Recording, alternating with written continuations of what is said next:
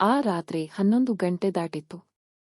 ಶ್ರೇಯಾ ತನ್ನ ಗಂಡನ ಮೊಬೈಲ್ ಹಿಡಿದು ನಡುಗುವ ಕೈಗಳಿಂದ ಒಂದು ಫೋಟೋ ನೋಡುತ್ತಿದ್ದಳು.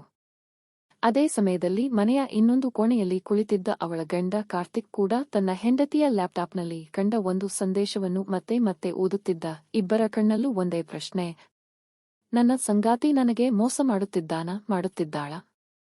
ಆದರೆ ವಿಚಿತ್ರವೆಂದರೆ ಅವರಿಬ್ಬರೂ ತಪ್ಪು ಮಾಡಿರಲಿಲ್ಲ. ಆದರೂ ಅವರಿಬ್ಬರ ನಡುವಿನ ನಂಬಿಕೆ ಮಾತ್ರ ನಿಧಾನವಾಗಿ ಸಾಯತೊಡಗಿತ್ತು.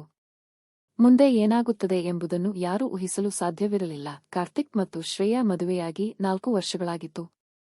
ಬೆಂಗಳೂರಿನಲ್ಲಿರುವ ದೊಡ್ಡ ಕಂಪನಿಗಳಲ್ಲಿ ಇಬ್ಬರೂ ಕೆಲಸ ಮಾಡುತ್ತಿದ್ದರು. ಬೆಳಿಗ್ಗೆ 8 ಗಂಟೆಗೆ ಮನೆಯಿಂದ ಹೊರಡುವ ಅವರು ಮತ್ತೆ ರಾತ್ರಿ 8 ಗಂಟೆಯ ನಂತರವೇ ಮನೆಗೆ ಬರುತ್ತಿದ್ದರು. ಅವರ ಜೀವನ ವೇಗವಾಗಿತ್ತು. ಹಣದ ಕೊರತೆ ಇರಲಿಲ್ಲ. ಆದರೆ ಸಮಯದ ಕೊರತೆ ಮಾತ್ರ ದಿನದಿಂದ ದಿನಕ್ಕೆ ಹೆಚ್ಚಾಗುತ್ತಿತ್ತು. ಮದುವೆಯ ಮೊದಲ 2 ವರ್ಷ ಎಲ್ಲವೂ ಚೆನ್ನಾಗಿತ್ತು. ವಾರಾಂತ್ಯಗಳಲ್ಲಿ ಸಿನಿಮಾ, ಪ್ರವಾಸ, ಹೊರಗಿನ ಊಟ, ಸ್ನೇಹಿತರ ಜೊತೆ ಸಮಯ ಕಳೆಯುವುದು ಎಲ್ಲವೂ ನಡೆಯುತ್ತಿತ್ತು. ಆದರೆ ಕೆಲಸದ ಒತ್ತಡ ಹೆಚ್ಚಾದಂತೆ ಅವರ ನಡುವಿನ ಮಾತುಗಳು ಕಡಿಮೆಯಾಗತೊಡಗಿದವು. ಮೊದಲು 1 ಗಂಟೆ ಮಾತನಾಡುತ್ತಿದ್ದವರು ಈಗ 10 ನಿಮಿಷವೂ ಮಾತನಾಡುತ್ತಿರಲಿಲ್ಲ. ಒಂದು ದಿನ ಶ್ರೇಯಾ ಗಮನಿಸಿದಳು. ಕಾರ್ತಿಕ್ ರಾತ್ರಿ ಹೊತ್ತು ಬಾಲ್ಕನಿಯಲ್ಲಿ ನಿಂತು ಯಾರೊಂದಿಗೋ ಮಾತನಾಡುತ್ತಿದ್ದ. ಅವಳು ಹತ್ತಿರ ಹೋದ ತಕ್ಷಣ ಕರೆ ಕಟ್ ಆಗುತ್ತಿತ್ತು. ಮೊದಲಿಗೆ ಅವಳು ಅದನ್ನು ಗಮನಿಸಲಿಲ್ಲ. ಆದರೆ ಅದು ಪ್ರತಿದಿನ ನಡೆಯತೊಡಗಿತು. ಒಂದು ರಾತ್ರಿ ಅವಳು ಕೇಳಿದಳು, ಯಾರ ಜೊತೆ ಮಾತನಾಡ್ತಿದೀಯಾ? ಕಾರ್ತಿಕ್ ಕ್ಷಣಕಾಲ ಗಾಬರಿಯಾದ. Office client. ರಾತ್ರಿ 11 ಗಂಟೆಗೆ. ವಿದೇಶದ ಕ್ಲೈಂಟ್.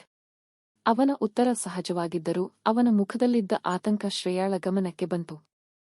ಆ ದಿನದಿಂದ ಸಂಶಯದ ಮೊದಲ ಬೀಜ ಅವಳ ಮನಸ್ಸಿನಲ್ಲಿ ಬಿದ್ದಿತು. ಕೆಲ ದಿನಗಳ ನಂತರ ಕಾರ್ತಿಕ್ ಕೂಡ ವಿಚಿತ್ರ ಸಂಗತಿಯನ್ನು ಗಮನಿಸಿದ. ಶ್ರೇಯಾ ತನ್ನ ಮೊಬೈಲ್ಗೆ ಹೊಸ ಪಾಸ್ವರ್ಡ್ ಹಾಕಿದ್ದಳು. ಇದುವರೆಗೂ ಅವರಿಬ್ಬರೂ ಪರಸ್ಪರರ ಫೋನ್ ಬಳಸುತ್ತಿದ್ದರು.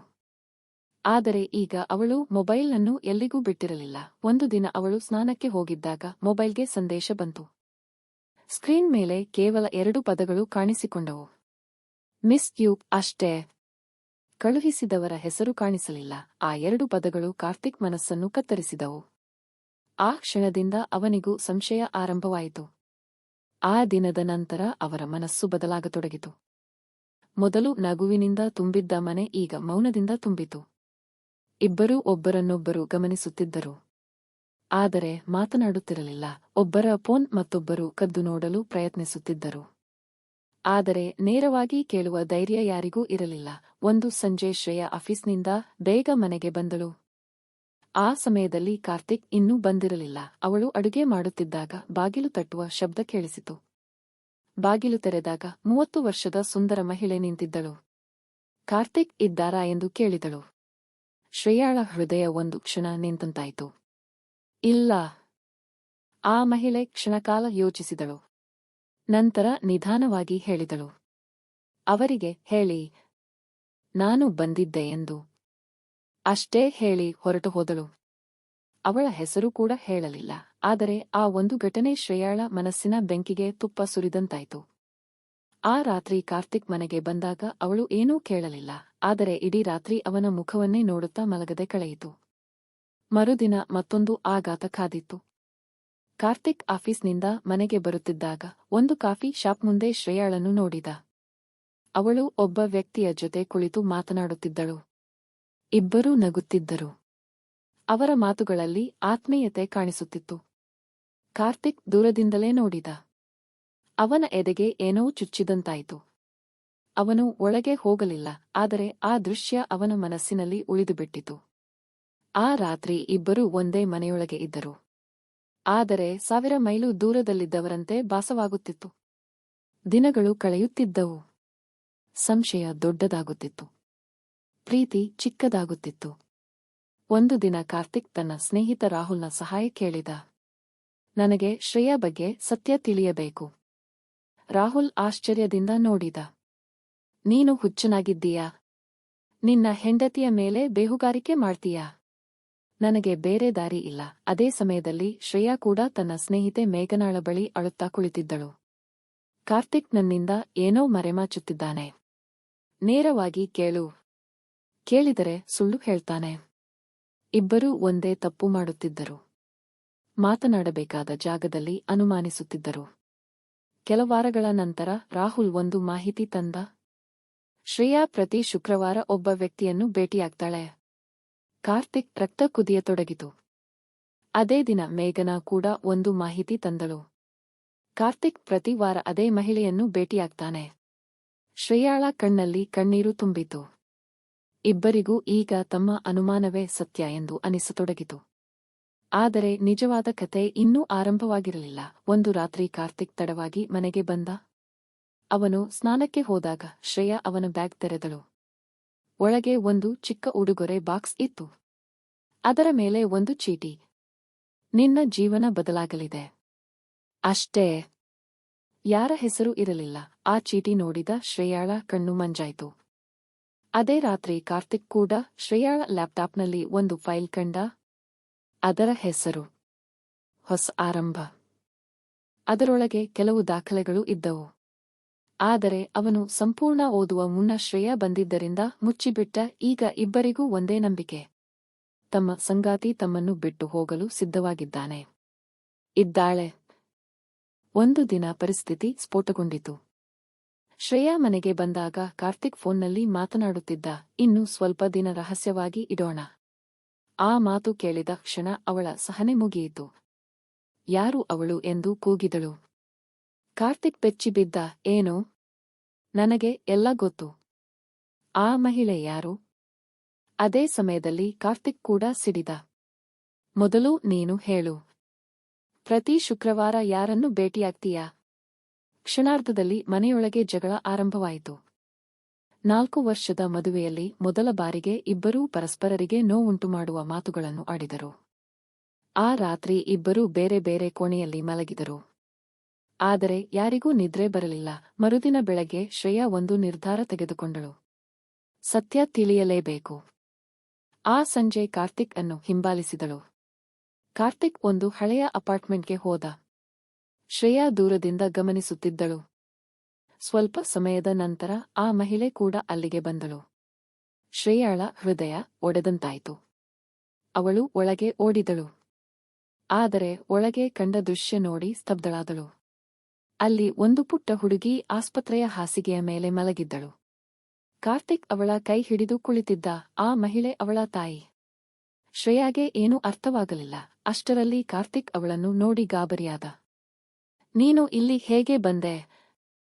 ಆ ಮಹಿಳೆ ಕಣ್ಣೀರಿನಿಂದ ಹೇಳಿದಳು. ಇವರೇನಾ ನಿಮ್ಮ ಹೆಂಡತಿ?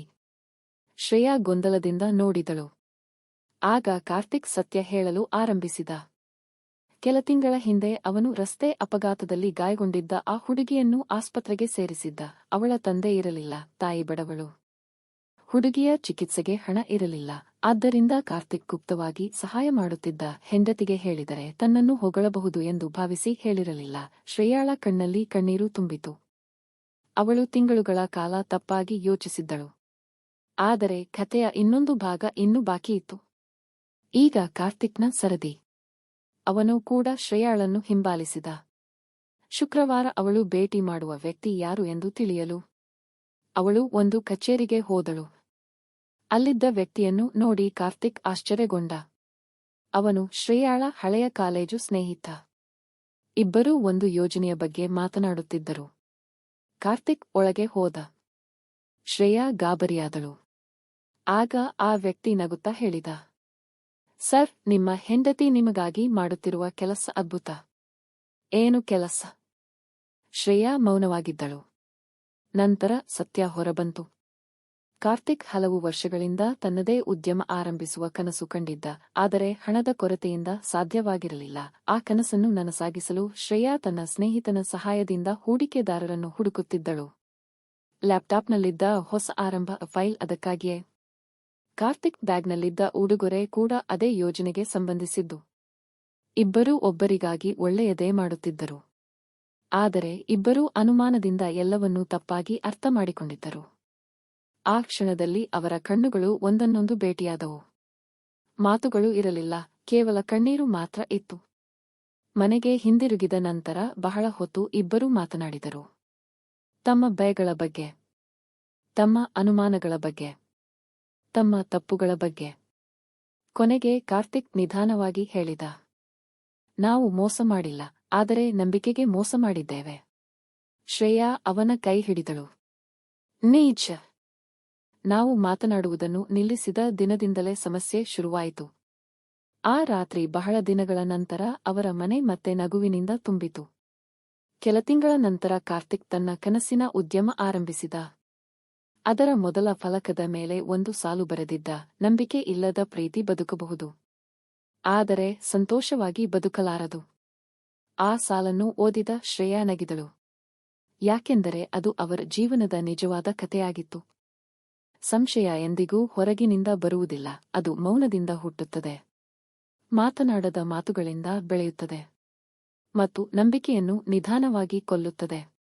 ಆದರೆ ಪ್ರೀತಿ ನಿಜವಾಗಿದ್ದರೆ ಒಂದು ಪ್ರಾಮಾಣಿಕ ಸಂಭಾಷಣೆ 1000 ಅನುಮಾನಗಳನ್ನು ಸೋಲಿಸಬಲ್ಲದು.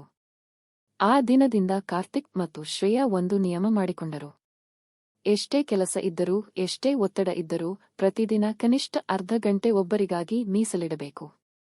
ಯಾಕೆಂದರೆ ಅವರಿಗೆ ಈಗ ಅರ್ಥವಾಗಿತ್ತು, ಸಂಸಾರವನ್ನು ಒಡೆಯುವುದು ದ್ರೋಹವಲ್ಲ, ಹೆಚ್ಚಿನ ಸಂದರ್ಭಗಳಲ್ಲಿ ಮಾತಾಡದೆ ಉಳಿದ ಸಣ್ಣ ಸಣ್ಣ ಮೌನಗಳೇ.